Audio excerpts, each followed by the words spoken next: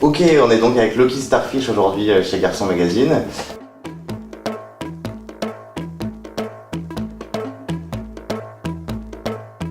Tu viens nous rendre visite pour nous parler de ta nouvelle soirée. Je suis Loki Starfish, je suis DJ aussi musicien et je travaille sur plusieurs soirées en fait avec mon label qui s'appelle Bragi Pufferfish. Ok, déjà ça se passe où?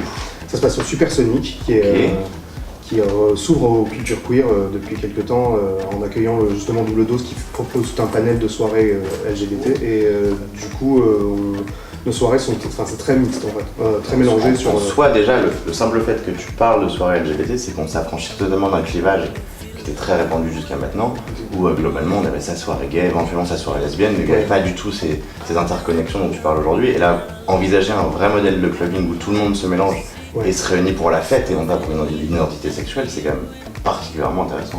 Complètement, oui. En fait, je pense que c'est la suite logique finalement de l'intégration d'une société qui avance et qui intègre les différentes sexualités, les différentes orientations et genres. Voilà, et du coup, effectivement, dans cette soirée, on essaie d'avoir des guests féminins aussi, on essaie d'avoir aussi des drags.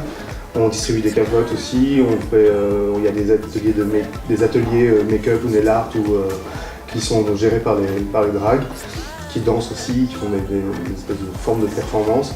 Et on est 3 DJ résidents, Jean-Rémy, Nana Volta et moi-même, Loki Starfish. Ok. Et pour cette édition du 17 février, on a Sophie Morello. En fait, on aime bien le fait aussi de travailler avec les autres intervenants de soirée avec qui on a un super terme, qui font des choses vraiment brillantes, quoi.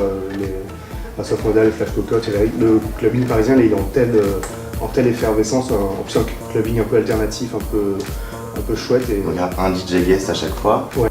Ces drags qui sont vraiment mises en avant, qui apportent quelque chose, une valeur aujourd'hui qu'on a su apprécier dans les soirées, mais qui avait plus ou moins disparu, ou qui étaient devenus des espèces de personnages très inaccessibles. Là, on les retrouve pour le coup de manière un petit peu différente. C'est vrai qu'en plus, elles sont d'une génération de drags qui sont hyper inventifs. Et il y a toute une part de créa. Lenza Fragola, notamment, la dernière fois, est venue avec une espèce une coiffe complètement hallucinante qu'elle avait fait elle-même, avec un peu de serre, mais avec de briques et de broc, et c'était impressionnant. Donc Gang Bambi, pourquoi, comment? Parce que ça, c'est quand même, fallait le trouver.